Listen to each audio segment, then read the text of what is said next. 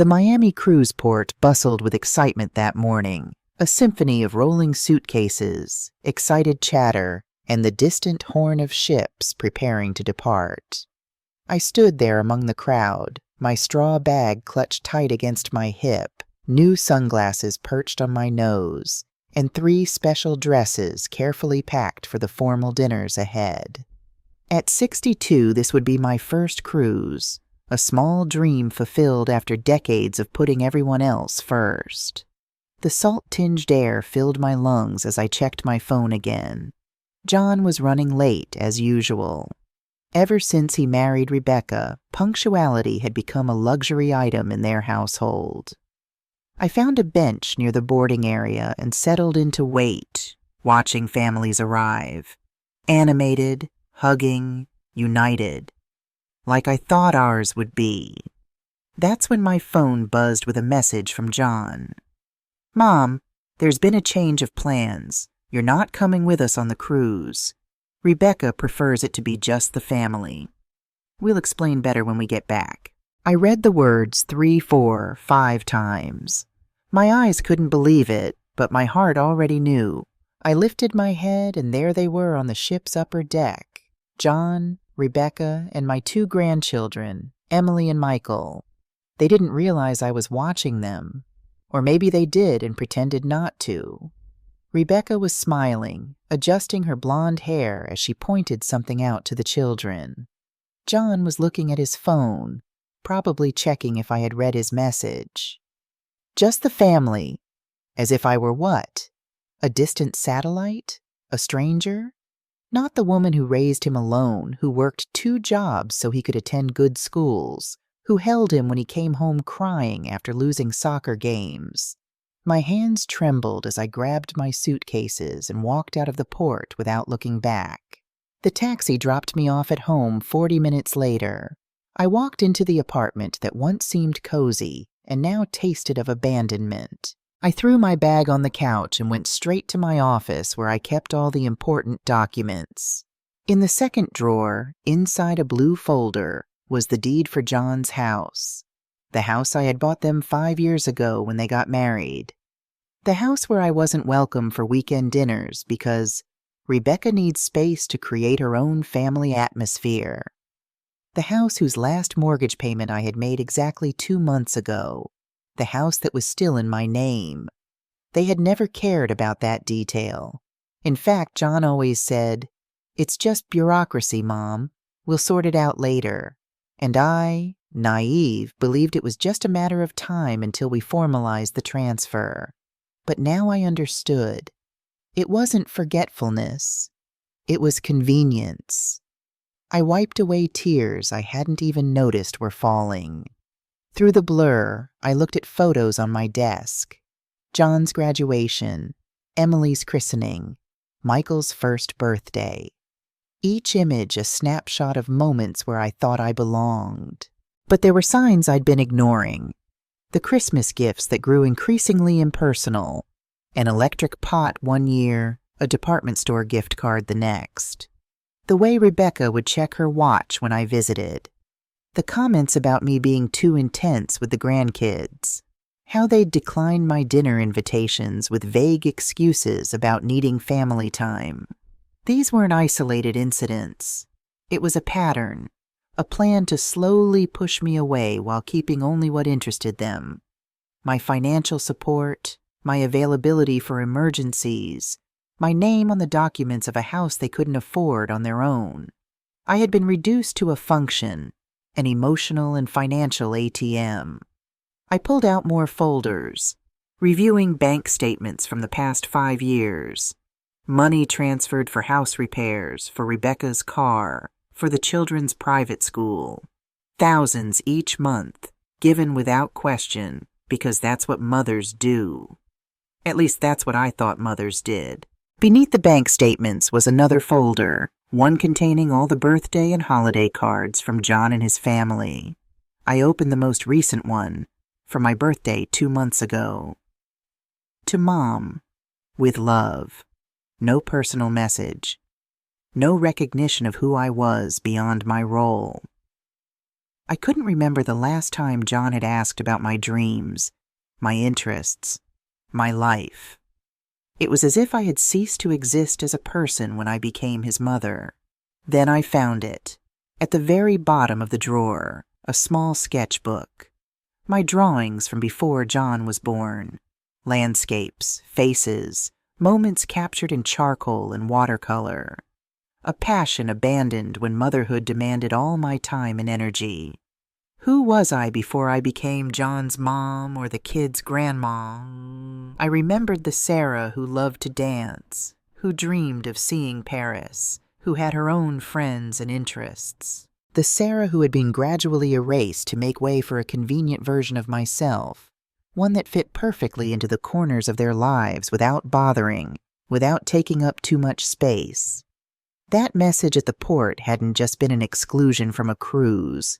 It had been a cruel reminder that to them I was no longer essential. I was disposable, an extra, not family. I took a deep breath and made a call. "Mr. Adams? It's Sarah Wilson. Remember that house I bought for my son? Yes, that one. I need to know what my legal options are." As I talked to my lawyer, a strange calm began to wash over me.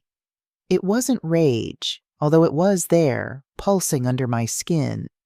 It was clarity I had never felt before, as if suddenly all the pieces fit together. "Mrs. Wilson, the situation is straightforward," Mr. Adams explained. "The property is solely in your name. There is no document promising a future transfer to John or Rebecca. Legally, you can do whatever you want with it. Sell it, rent it, modify it. How long would it take to complete a sale?" I asked, surprising myself with the firmness in my own voice. "With an interested buyer, 2 weeks. Maybe less if we expedite the process. The cruise would last 10 days. And if they contest it? Without any written agreement about transferring ownership, they don't have legal grounds to contest.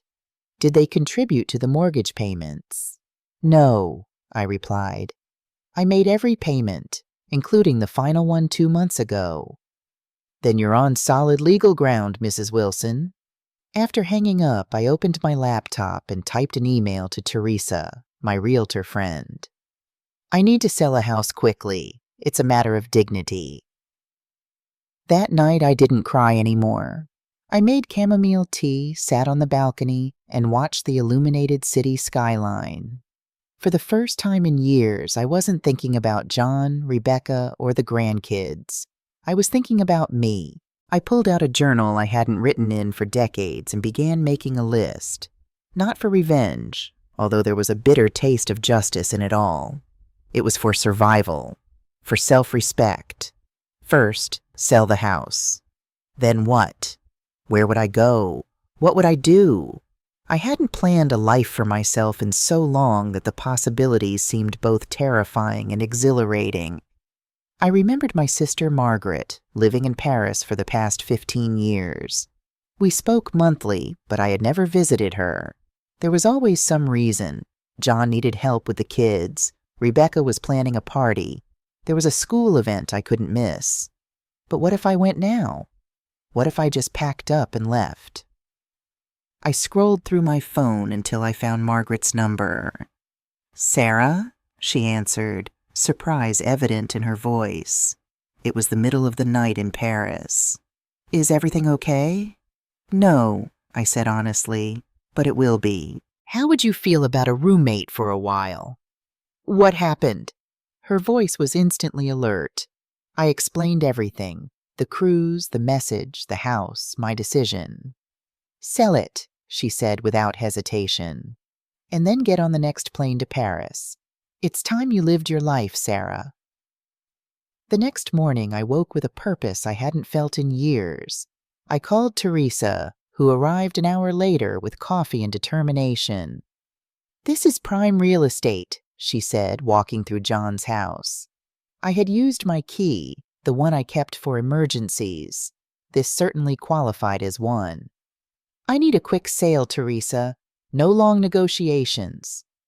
"I know a couple who's been looking in this neighborhood. Young doctors, No kids, with cash. Let me call them right now. While Teresa made the call, I wandered through the house, noticing for the first time how little of me existed in this space. In the photos on the walls, I appeared less and less frequently. In the latest picture frames, I wasn't in any of them. The quilt I had knitted for them was stored in a closet, replaced by a store-bought one. In John's office, I opened drawers looking for any document related to the house. That's when I found an envelope with a lawyer's letterhead. Inside was a draft document titled Property Transfer, dated 3 months ago, but never signed or presented to me. The text was clear. They planned to ask for the house to be transferred to their name as soon as the last payment was made. That is, 2 months ago. But something had stopped them. Maybe they calculated I wouldn't agree so easily.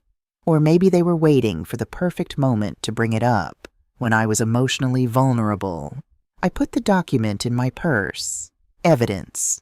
Not that I needed more reasons to go ahead with my plan, but it confirmed my suspicions.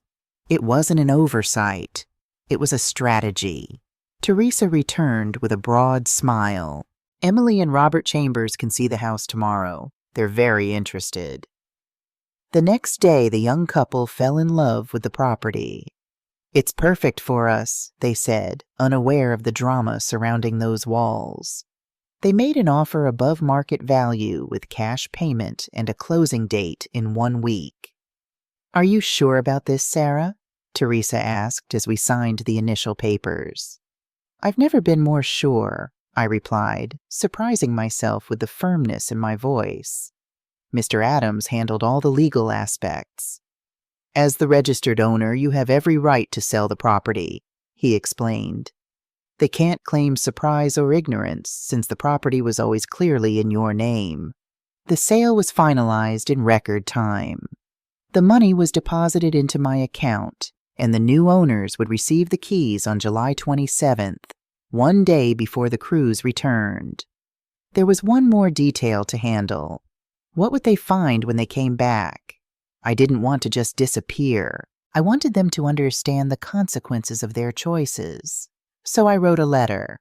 John and Rebecca, the house you called home has been sold. It was always legally mine, as you well knew, just as you knew I finished paying off the mortgage 2 months ago using my retirement funds. When I received your message saying I wasn't family enough to join you on the cruise, I finally understood my place in your life.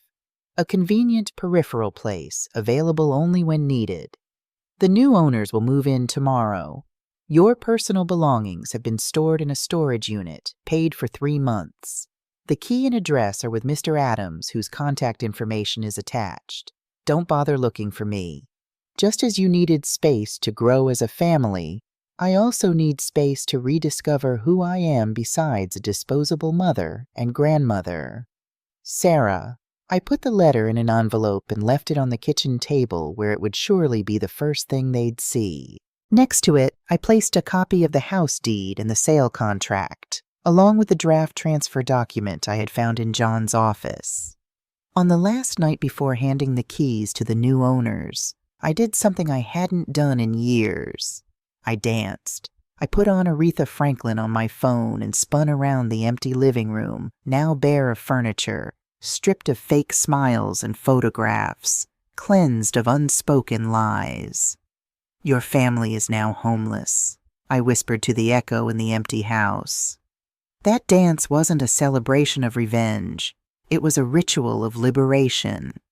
For years I had defined myself by the roles I played in others' lives. John's mother, Rebecca's mother-in-law, Emily and Michael's grandmother, emotional and financial ATM. Good example. Always available, never too much. As I twirled in the empty room, I felt the weight of those roles falling off me. It was as if each spin gave me back a piece of the Sarah I once was, the one who had her own dreams, desires, a life beyond serving others. The next day, I handed the keys to Emily and Robert Chambers. They were beaming, talking about plans to redecorate, how they would turn the spare room into a shared office. "The energy in this house is special," Emily said. "You can feel there was a lot of love here." "There was," I replied, "but not all love survives convenience." She looked at me without understanding, but smiled anyway. I smiled back, a genuine smile for the first time in days. As I walked out the gate for the last time, I felt a mix of emotions I couldn't name. It wasn't exactly peace, nor revenge, nor sadness. It was the painful relief of finally seeing reality as it is, not as we wish it to be. I returned to my apartment downtown and made a call. "Margaret," I said to my sister, "that trip to Paris we always dreamed of? How about next month?"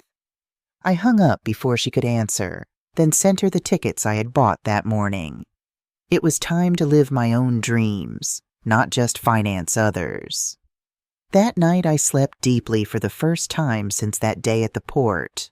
No nightmares, no waking up with a start, without that ache in my chest that had been with me for weeks. While their ship slowly returned to the Caribbean coast, I was moving further and further away from the port of Miami where they had departed, not physically, but emotionally. They were planning to return to a life that no longer existed. I was planning to depart for a life that was just beginning. The flight to Paris left in exactly 30 days, enough time to organize my new life and watch the consequences of my decision from a distance. Not out of cruelty, but because I needed to understand that this wasn't a temporary nightmare. It was the reality I had built for myself, one brick of self-denial at a time.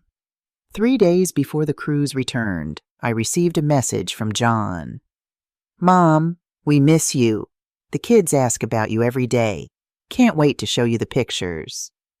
I smiled bitterly at the phone screen. The hypocrisy was so transparent I could almost see it shining between the words. No apology for the exclusion, no acknowledgement of the hurt caused. Just the continuation of the script in which I was supposed to play my part. The understanding mother, always ready to forgive. I didn't reply.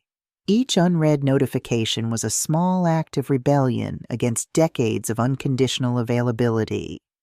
The next day, another message arrived, this time from Rebecca. "Sarah, we brought you some wonderful Belgian chocolates. Emily picked them especially for Grandma." Again, I left it on read. Silence was my only possible response at that moment, because if I started talking, I might not be able to stop, and I wasn't ready for that confrontation yet. 24 hours before they disembarked, John called. I let it go to voicemail. "Mom, it's weird that you're not answering. Is everything okay? We're worried. We arrive tomorrow at 6:00 in the evening. Can we come over for dinner? The kids miss you." The concern in his voice sounded genuine, which made everything even more confusing. How could he exclude me so coldly and then act as if nothing had happened? It was like we were living in parallel realities. On the day of disembarkation, I woke up early and went to a coffee shop near the port. From a distance, I saw the huge white ship slowly approaching the coast. Somewhere on that floating structure were the people I once called family. I ordered a double espresso and watched the growing activity at the terminal. Anxious families waiting for their loved ones. App drivers holding signs with names. Street vendors offering water and snacks. At 6:15 p.m., I saw them coming down the ramp.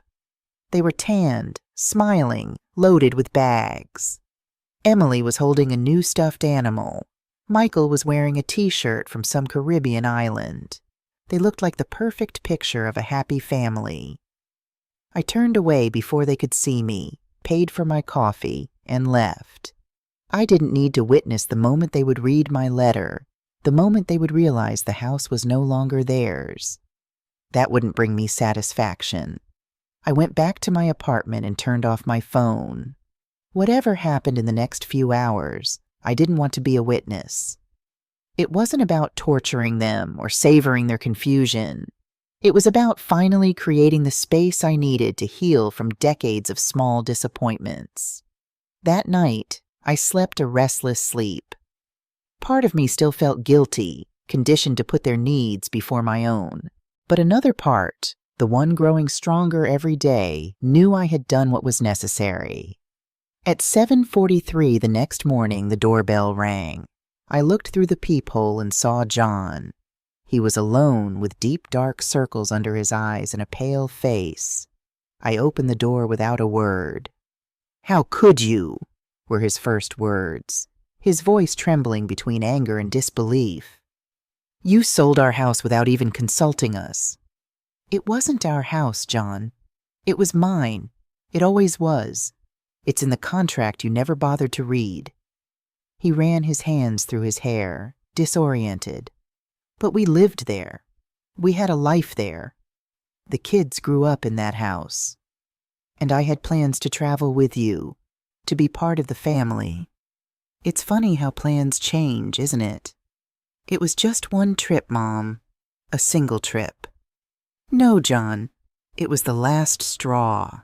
It was the moment I finally understood my place in your life. Convenient when you need me. Disposable when I'm in the way." He collapsed onto the sofa, suddenly looking exhausted. "Where are we going to live now? Did you think about the children?" That question ignited something inside me. Decades of sacrifices, of putting his needs before my own. And still, the first concern wasn't about me, my feelings, the pain they caused me. It was about the inconvenience I had created. "You have 3 months of storage paid for, enough time to find another place. And yes, I thought about the children. I thought about what kind of adults they will become watching how their parents treat their own mother." John looked at me as if I were a stranger. In a way, maybe I was. The mother he knew, docile, always available, ready to sacrifice everything, had disappeared at the port that day. "Rebecca is devastated," he said, as if that should matter to me. "And how do you think I felt when I read your message that day? Just family. As if I were a distant acquaintance. Not the woman who raised you alone. It was just a poor choice of words, Mom. It didn't mean anything." "It meant everything, John, and you know it. It was the perfect summary of what I've been feeling for years. That I'm only welcome when it's convenient. That my role is to finance dreams, not participate in them." He got up, pacing nervously around the room. "What do you want from us? An apology? Okay, I'm sorry. We're both very sorry. It was insensitive. It was wrong. But to sell our house? This is disproportionate. I don't want a forced apology. And it's not about the house. It's about respect. It's about finally understanding my worth. And how much is that respect worth? The price of a house? That question hit me like a slap. Suddenly, I saw with crystal clarity what was happening. He wasn't there because he cared about my feelings or because he understood his mistake. He was there because he needed a roof over his head. You still don't get it, do you? This isn't a negotiation. The house was sold. The new owners have already moved in. It's irreversible. Just like the damage you caused by excluding me from that trip. So now what? What do we do? You? I don't know. I'm going to Paris in 27 days. I'm finally going to live my life, not just exist in service of yours." John looked at me as if he'd been shocked. "Paris? For how long?" "I don't know. Maybe a few weeks, maybe months. Maybe I won't come back." He took out his phone, his hand shaking. "I need to tell Rebecca. She's not going to believe this. Tell her I finally understood what family means. It's something small, self-contained, that eventually falls apart." When John left, closing the door behind him, I felt a huge weight being lifted from my shoulders. It wasn't happiness or satisfied revenge. It was simply the relief of finally having spoken the truths I had held back for so long. In the following days, the messages and calls didn't stop. John, Rebecca, even mutual friends who were activated to try to bring me to my senses. Every phone notification made me take a deep breath, looking for the strength to stick to my decision. "Sarah, you can't just disappear and leave your son and grandchildren on the street," said Martha, my friend of decades, in a WhatsApp message. "I know they hurt you, but this is disproportionate." Disproportionate. That word haunted me. As if there were an exact measure of reaction for every hurt, a perfect equation to calculate how much suffering deserved response. "They're not on the street, Martha," I replied. "They're in a storage unit paid for 3 months. Besides, John earns a good living. He always said the house was too small for them. Now they have the opportunity to find something that really suits the family." Even as I typed those words, I felt a pang of guilt. Not for my actions, but for the bitter person I seemed to be becoming. This wasn't the Sarah I knew. Or maybe it was. Finally free after decades of repressing her true feelings. On the 10th day after the sale of the house, I received a bouquet of flowers, white roses, my favorites, with a handwritten card from Rebecca. "Sarah, I understand your pain and I sincerely apologize for how we made you feel.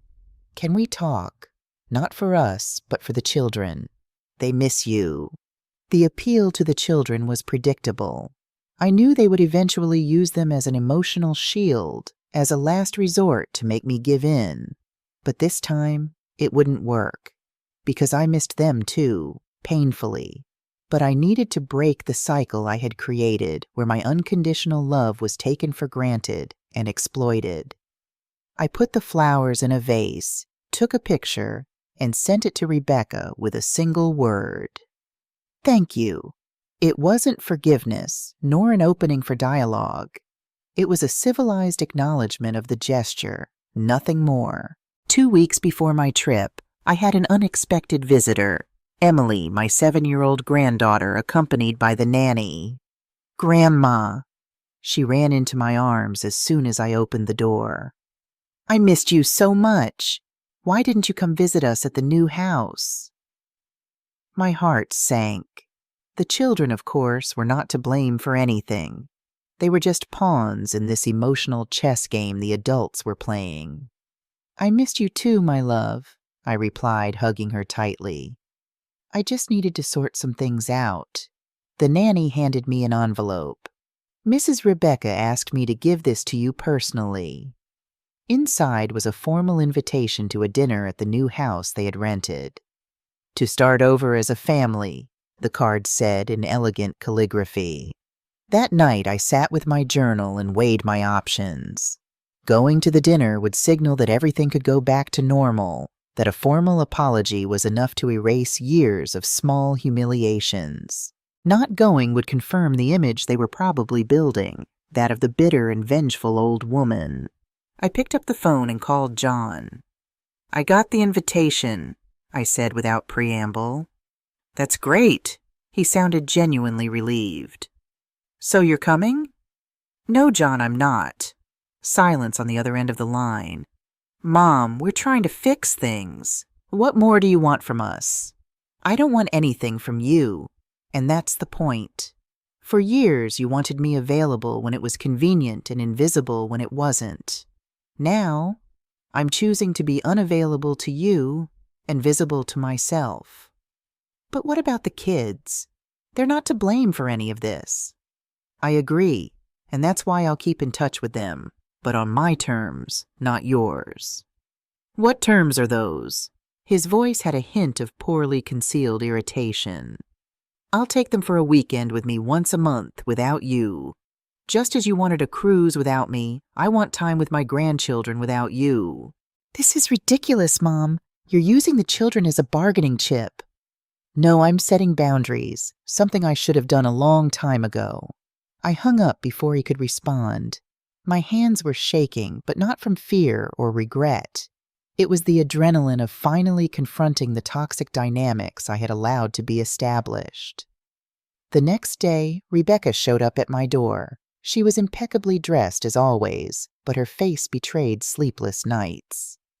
"Sarah, can we talk? Just the two of us, woman to woman." I gestured for her to come in, offered coffee that she refused, and we sat facing each other in the living room. "What happened to you?" she asked, her tone between concerned and accusatory. "This isn't the Sarah we know." "You're right. It's not. That Sarah died at the port when she read her son's message saying she wasn't family enough for a cruise." Rebecca looked down. "It was a terrible mistake. We were stressed with the preparations. I wasn't feeling well with my mother being sick. It was an impulsive decision." I hadn't known about her mother's illness, and for a moment I felt a twinge of sympathy, but it wasn't enough to erase what had happened. Impulsive would be forgetting to tell me about a dinner. Deliberately excluding me from a family trip is a conscious choice, one that reveals exactly what you think about my place in the family. Rebecca sighed, adjusting the pearl necklace I had given her last Christmas. "We were always grateful for everything you did for us, Sarah.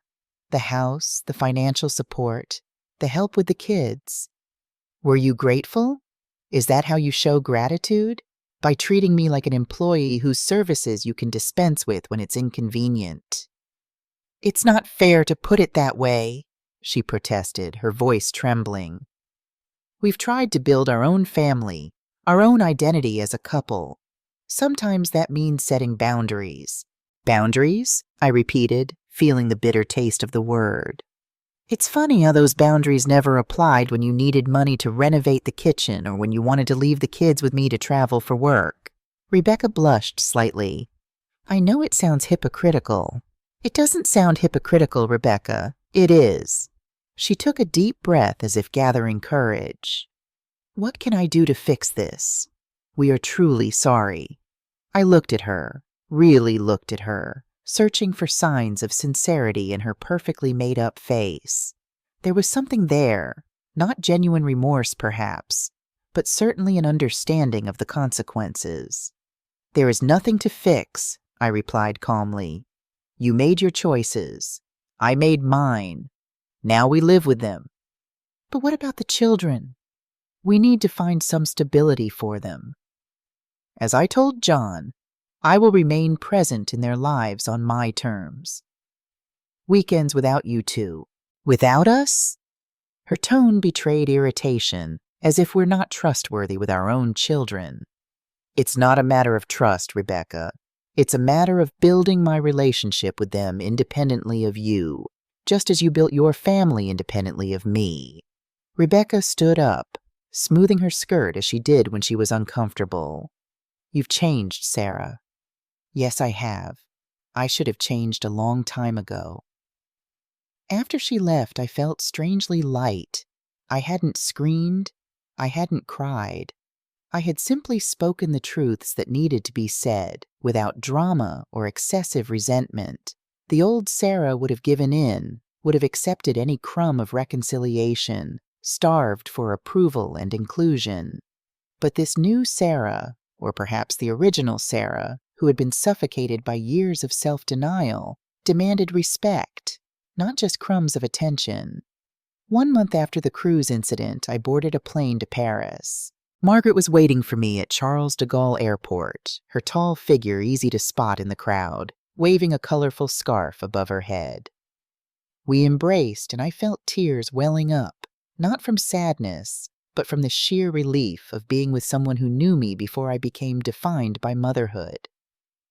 "Welcome to your new life," she said, linking her arm with mine as we navigated through the busy airport.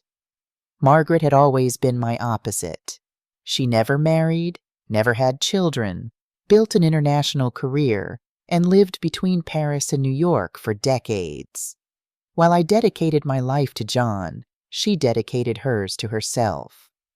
For years, I felt a veiled superiority in relation to her choices, as if my maternal sacrifices were somehow nobler than her selfish life, as we used to call it in our family conversations.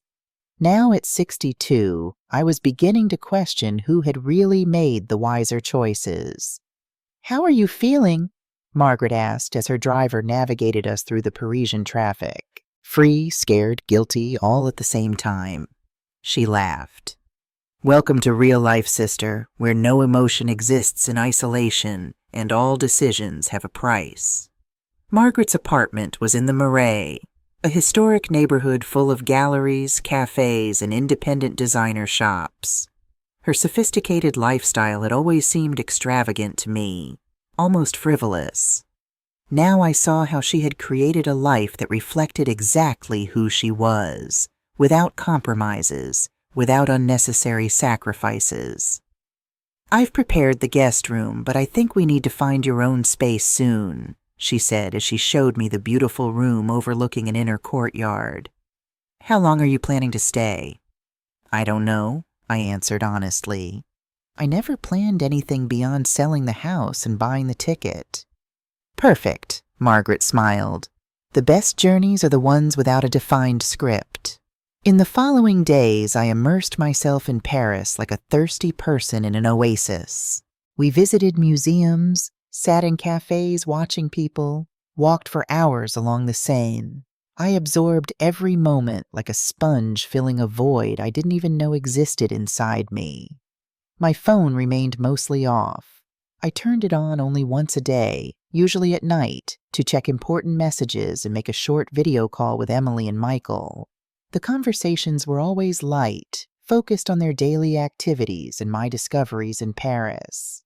We never talked about the situation with their parents or when I would be back. A week after my arrival, Margaret organized a dinner with some of her friends, artists, writers, university professors. Fascinating people who lived intense and meaningful lives well into their 60s and 70s. This is my sister Sarah. She introduced me to an elegant woman with gray hair. She finally discovered there's life beyond being a mother and grandmother. At another time, I would have been offended by that description, but that night, between laughter and glasses of red wine, I recognized the truth in her words. And what do you do, Sarah? Asked Philip, a comparative literature professor. I'm rediscovering who I am, I replied, surprised by my own honesty. I spent decades being defined by my roles in others' lives. Now I'm writing my own definition. Ah, a journey of self-discovery, he smiled. The most important of all journeys. That night was revealing. For the first time in decades, I was seen and appreciated as Sarah, not as someone's mother, someone's grandmother, someone's mother-in-law, just Sarah, with her own opinions, stories, and dreams. The next day, Margaret surprised me with a proposal. I have a friend who rents a small apartment in the 11th arrondissement. Nothing fancy, but with all the Parisian charm. Want to see it? Rent? For me? But I don't know how long I'll stay. Exactly, she smiled. No long-term commitment, just a place of your own while you decide your next steps. The apartment was a typical Parisian studio, small but perfectly organized, with high windows that let in the golden autumn light, old wooden floors that creaked slightly underfoot, a tiny but functional kitchen. It's perfect, I whispered, feeling that this space symbolized exactly where I was in life. A transitional place, but mine. A beginning. That same afternoon, I signed a 3-month renewable lease. With part of the money from the house sale, I could afford this transition period without immediate financial worries. After 2 weeks in Paris, I received an email from Mr. Adams. John had hired a lawyer and was threatening to contest the sale of the house, claiming there was a verbal agreement that the property would eventually be his. Don't worry, Mr. Adams wrote. Without formal documentation, there's nothing they can do legally. The sale was completely legitimate. Still, the news affected me, not because of the fear of losing the legal battle, which I knew was non-existent, but because of the confirmation that John still hadn't understood. He continued to see the situation as an injustice against him, not as a consequence of his own actions. That night I called him for the first time since my departure. Why the lawyer, John? Mom? He sounded genuinely surprised to hear my voice. Where are you? We were worried. In Paris, as I said I would be. Why did you hire a lawyer? Silence on the other end. Then a sigh. Because it's not fair. That house was our home. We had an agreement. What agreement, John? The one that existed only in your head? Or the one you planned to impose on me after I finished paying the mortgage? What are you talking about? I found the draft of the property transfer in your office, dated 3 months ago, never presented to me. You were waiting for the right moment to pressure me, weren't you? More silence. It was Rebecca's idea, he finally admitted, his voice low. She thought we should formalize the situation since we had been living there for years and you always said the house was for us. And you decided that without consulting me, just as you decided I wasn't family enough for the cruise. They are completely different situations. No, John, they are exactly the same. In both cases, you made decisions about my life, my feelings, and my property without considering me worthy of being part of the conversation. I heard him take a deep breath, as he had since he was a child when trying to control his frustration. So now what? Are we going to live in this impasse forever? You in Europe, resentful, and us here trying to rebuild our lives? I'm not resentful, John. I'm finally living my own life, not the one you designed for me as a convenient supporting role. And I suggest you drop the lawsuit. It will be humiliating for you when it's rejected. You've changed, Mom. I don't recognize you anymore.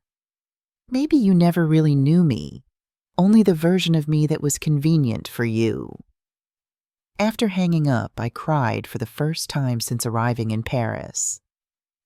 Not for the house, not for the lawsuit, not even for the fractured relationship with my son. I cried for the Sarah who had spent decades suffocated under layers of others' expectations, for the woman who could have been if she had set healthy boundaries from the beginning. The next morning, Margaret found me on the balcony watching the street movement with a cup of coffee. Tough night? She asked, noticing my swollen eyes. John hired a lawyer. He wants to contest the sale of the house. Margaret let out a dry laugh. Of course he did. When people lose their privileges, they call it injustice. He's my son, Margaret, despite everything. Yes, and you love him. But loving doesn't mean letting yourself be exploited. You didn't take anything that was rightfully his. You just stopped giving what was rightfully yours. Her words resonated deeply. For my entire life, I had confused love with sacrifice, generosity with self-denial, as if loving necessarily meant diminishing myself, becoming less so that the other could be more. But true love, for others and for oneself, didn't demand that imbalance. It didn't ask me to disappear so that others could shine. That afternoon, I did something I had never done before. I enrolled in a watercolor painting course, a teenage passion I had abandoned when I got pregnant with John, considering it a frivolous hobby, incompatible with maternal responsibilities. The studio was in an old building in Montmartre, with huge windows that framed the rooftops of Paris like a living painting. The teacher, a man with white hair and ink-stained hands, greeted us with a gentle smile. "Watercolor is like life," he said, demonstrating a soft brushstroke. "You can guide the water, but you can never completely control it. The beauty is in accepting the unpredictable paths it chooses." As I mixed colors and watched them flow across the paper, I had an epiphany. This was exactly what I was learning to do with my own life. Guide, not control. Accept the unpredictable. Find beauty in unexpected paths. At the end of the class, I had created a small landscape. Imperfect, certainly, but vibrant with colors and possibilities, just like the new chapter I was beginning to write for myself. Autumn in Paris turned the trees into explosions of red and gold, as if the entire city was celebrating my personal transformation. The days grew shorter, but somehow my hours seemed fuller, more meaningful. I established a routine that was exclusively mine, I would wake up early, have coffee at a small boulangerie on the corner where the owner already recognized me and would save me a still warm croissant. I walked through different parks every day. I attended my watercolor classes twice a week.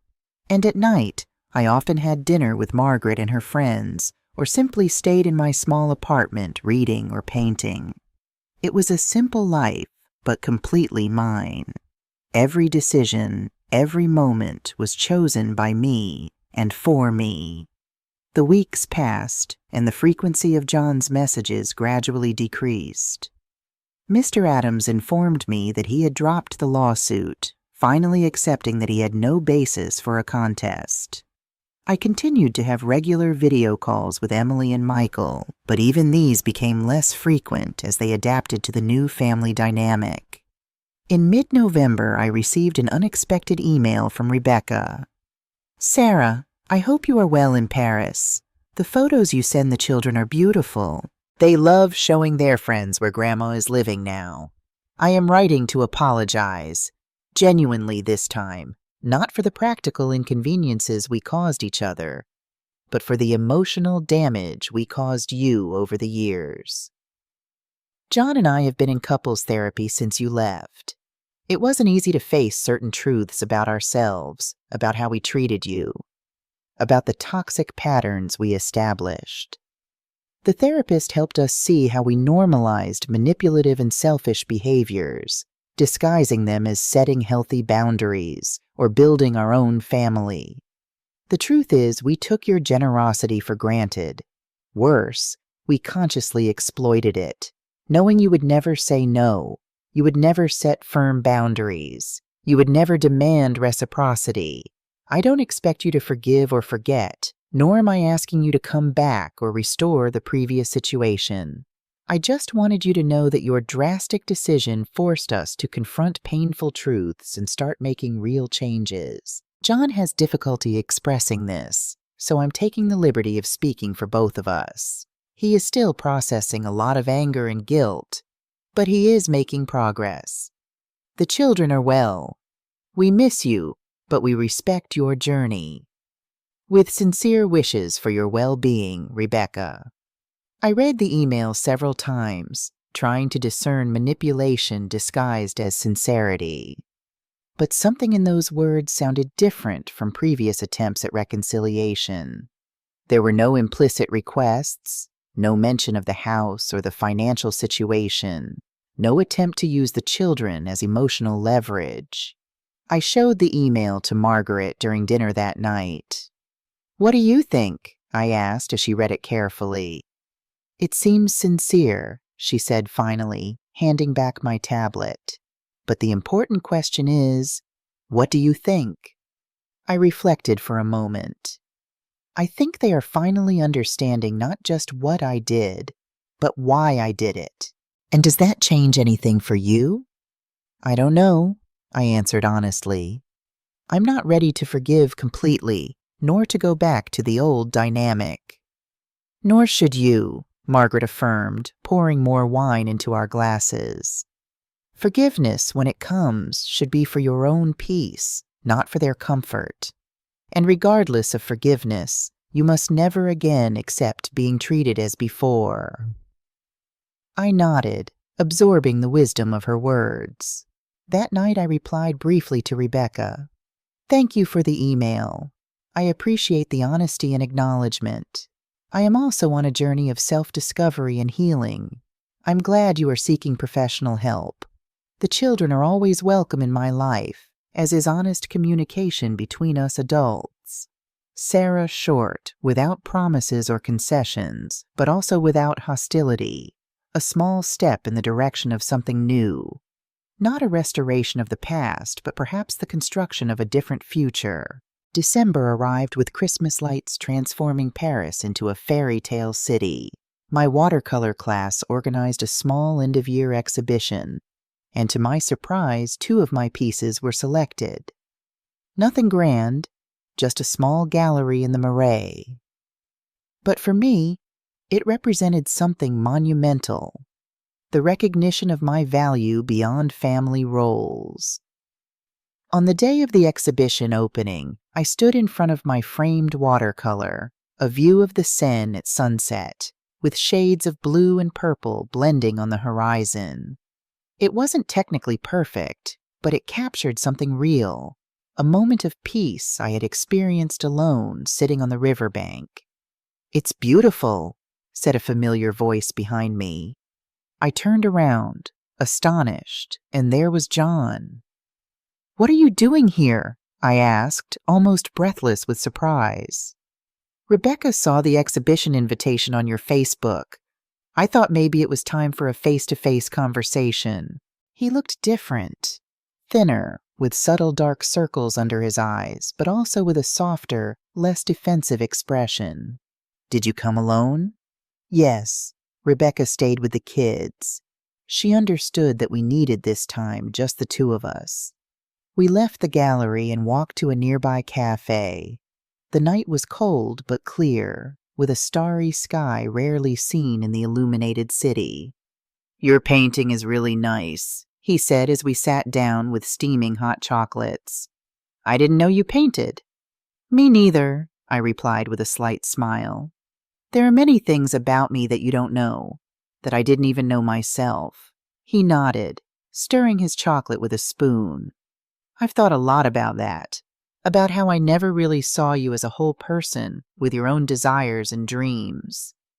You were just Mom, an extension of myself in some way." The disarming honesty took me by surprise. This was not the defensive John I had left behind. "Therapy seems to be working," I commented. He gave a small smile. "It's hard, painful actually, to confront patterns I didn't even know I had, to see how I treated the person who loved me most in the world. I still love you, John. That never changed. I know, and I abused that love for years." He paused, taking a sip of chocolate. "I didn't come to ask you to come back or to undo what you did. I came to say that I understand and that I'm trying to change, to be better." We were silent for a few moments, letting those words float between us. "Are the kids okay?" I finally asked. "Yes, they miss you, but they're adapting. Emily has saved every picture you send in a special album. And you? The new house? It's smaller, simpler, but it's working." Rebecca went back to work part-time. We're learning to live with less, to value what really matters. "I'm sorry it was so hard for you." He shook his head. "Don't be. It was necessary. Painful, yes, but necessary. Like surgery to remove something toxic." His words echoed something I had felt myself. That feeling that the pain was necessary for healing, that some wounds needed to be opened to finally heal properly. "When are you going back to the States?" I asked. "Tomorrow. It was a quick trip just to see you for this conversation." "And what happens now between us?" John thought for a moment. "I don't know. I think we start over in a way. Not like before. That would be impossible and unhealthy. But maybe we can build something new, based on mutual respect this time." I nodded, feeling a complex mix of emotions. It wasn't complete forgiveness, nor immediate reconciliation. It was something more nuanced, more mature, the recognition that relationships, like people, can evolve and change. "I'd like you to meet my friends here in Paris," I said impulsively. "Margaret is organizing a Christmas dinner next week." "I'd love that," he smiled. "But I have to get back for Rebecca and the kids. Maybe next time. Are you spending Christmas here?" "Yes. Margaret and I have plans." "I understand." He seemed genuinely disappointed, but he didn't push. "Maybe we can do a video call that day. The kids would love that." "I'd love that too," I replied sincerely. When we said goodbye at the cafe door, he hugged me. Not the quick, automatic hug that had become our habit in recent years, but a real, long, heartfelt hug. "I love you, Mom," he whispered in my ear. "I'm sorry for everything." "I love you too, son," I replied, finally letting a few tears escape. I always have. As I watched him walk away down the street lit with Christmas lights, I felt something untie inside me. It wasn't complete forgiveness. That would still take time, but it was the beginning of healing, for him, for me, for our broken relationship. That night I painted late in my small apartment. It wasn't the Seine this time, nor Paris. It was a Miami beach with turquoise waters and golden sand, a place where I once took John as a child, where we built sand castles that the tide inevitably washed away. I called the painting Reconstruction. Christmas in Paris was magical in a way I had never experienced before. Margaret decorated her apartment with a small pine tree laden with vintage ornaments. Golden lights illuminated the windows, and the scent of mulled wine filled the air. Her friends gathered for a sophisticated but cozy dinner, bringing dishes from their own family traditions. On Christmas morning, we had the promised video call with John, Rebecca, and the children. They had organized a special breakfast with the table decorated and gifts wrapped with my name on them. "To open when you come back," Emily explained with sparkling eyes. The conversation was surprisingly easy, without the tension I had expected.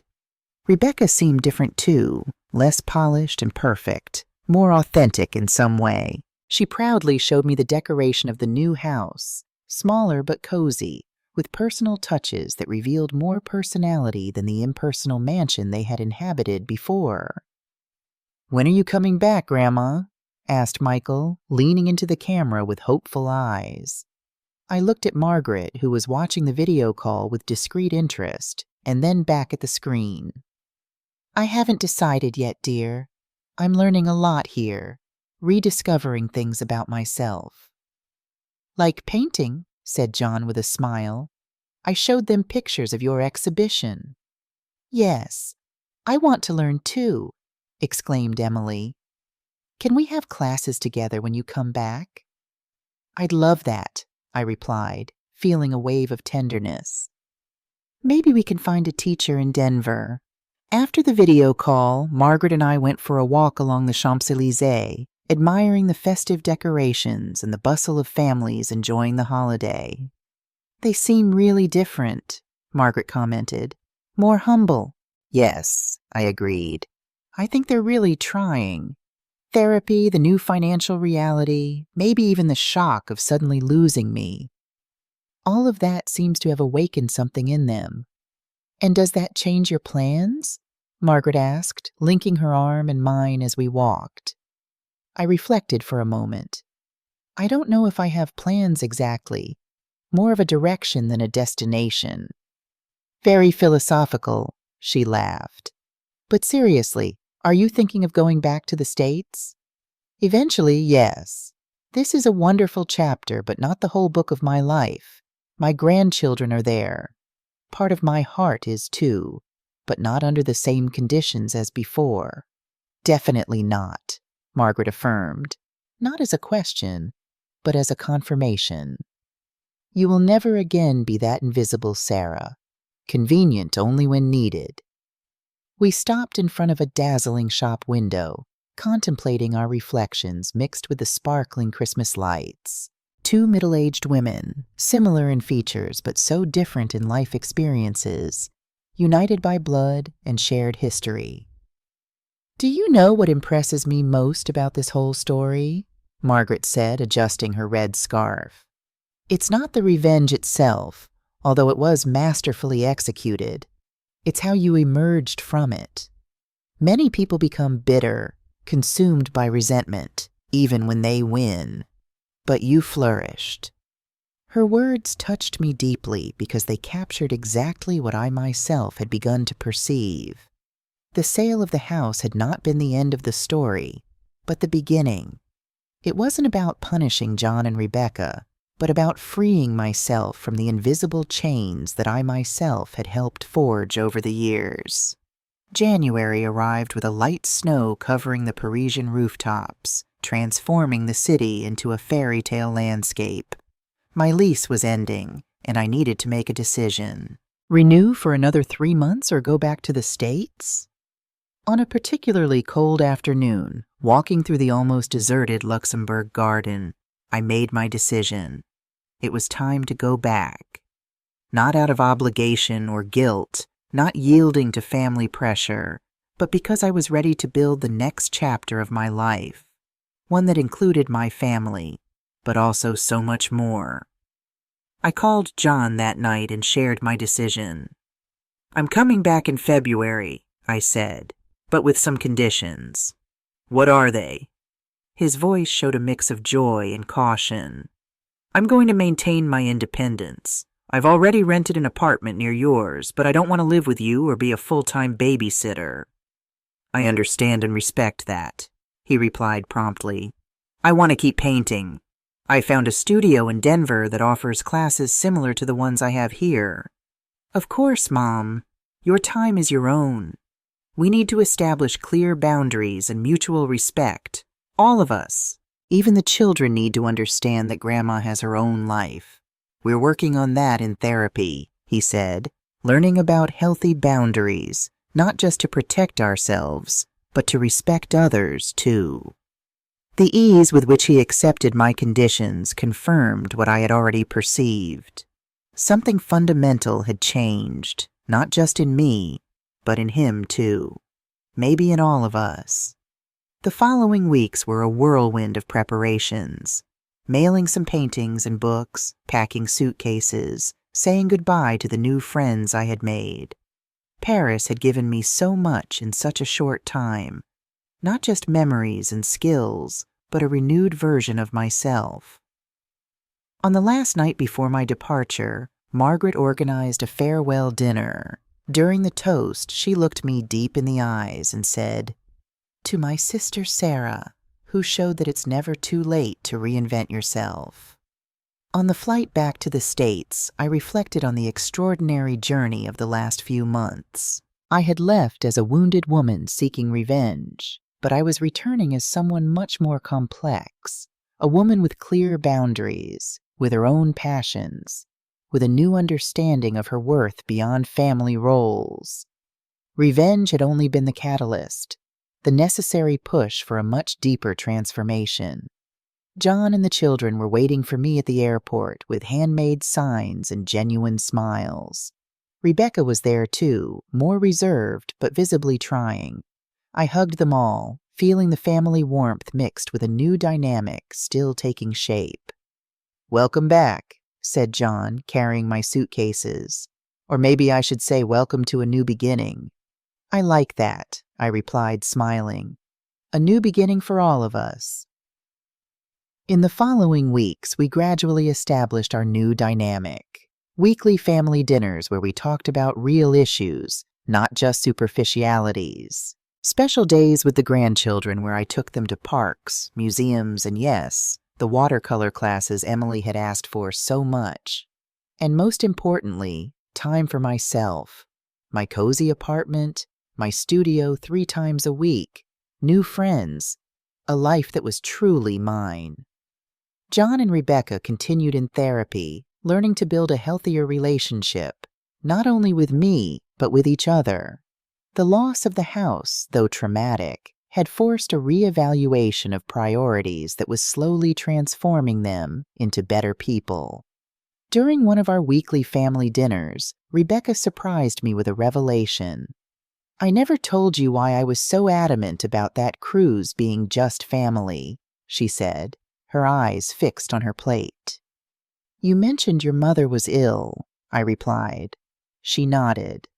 "Yes, but there's more to it. My mother was diagnosed with early-onset Alzheimer's when I was in college.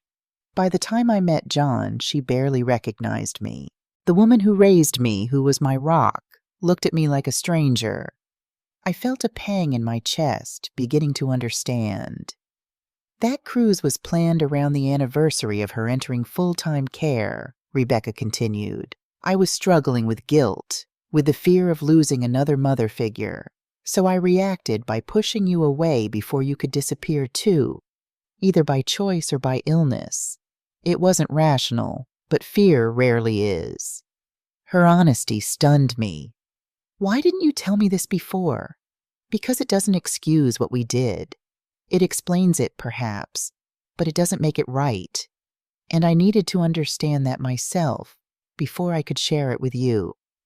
Thank you for telling me now, I said, reaching across the table to squeeze her hand. It wasn't complete forgiveness, but it was a step toward understanding. On a particularly pleasant Sunday, 6 months after my return, we were all gathered for a barbecue in the backyard of their apartment, smaller than the old house, but much cozier. I watched the scene with a sense of peace I never imagined possible after that day at the port. John grilling, Rebecca setting the table, the children playing on the lawn, me contributing a dessert I had learned to make in Paris. "You know what I'm thinking?" said John, approaching with a glass of wine. "I never properly thanked you." "For what?" "For being strong enough to force us to change, for not accepting being treated that way. If you had just given in like you always did, we would still be trapped in that toxic cycle." His words surprised me. I had never thought of my revenge as a gift to them too. But in a way, it had been. The pain of loss, the humiliation, the forced awakening, all of that had created space for something new and potentially better. "I still miss it sometimes," he continued, looking at the horizon. "The house, I mean. It was nice, spacious, but I realized it was never really a home. It was more of a trophy, a status symbol. This place," he gestured to the small garden where we were with its imperfections and limited space, "feels much more like ours." I nodded, understanding perfectly what he meant. Sometimes we lose something valuable only to discover that what was truly precious was somewhere else. "Sometimes I wonder," I said, "if I would have found the courage to change if I hadn't been so drastically excluded that day. If I would have rediscovered painting, Paris, my independence." "I can't change what I did," John replied, his voice thick with emotion. "But I can promise that I will never make you feel invisible again." "That's all I ever wanted," I replied honestly. "To be seen, not just as a mother or grandmother, but as Sarah." That afternoon, as I was painting with Emily in the small studio I had set up in my apartment, she asked me an unexpected question. "Grandma, have you forgiven Daddy and Mommy for not taking you on the cruise?" I paused, searching for words a child could understand, but that were still true. "You know, Emily, forgiving doesn't mean pretending something painful didn't happen or that it didn't matter. It means deciding not to let that pain control your future. And yes, I am forgiving a little more every day." "Like in your paintings," she said, surprising me with her insight. "When you make a mistake, you can't erase it, but you can turn the mistake into something beautiful." I smiled, amazed at the wisdom of this 8-year-old girl. "Exactly like that, my love. Exactly like that." Life continued its flow with new patterns establishing themselves. I was no longer the infinite source of financial and emotional support for John and Rebecca, nor did I want to be.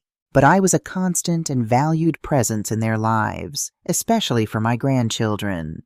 I was also a developing artist, a friend, a traveler, a woman rediscovering dormant passions and cultivating new ones.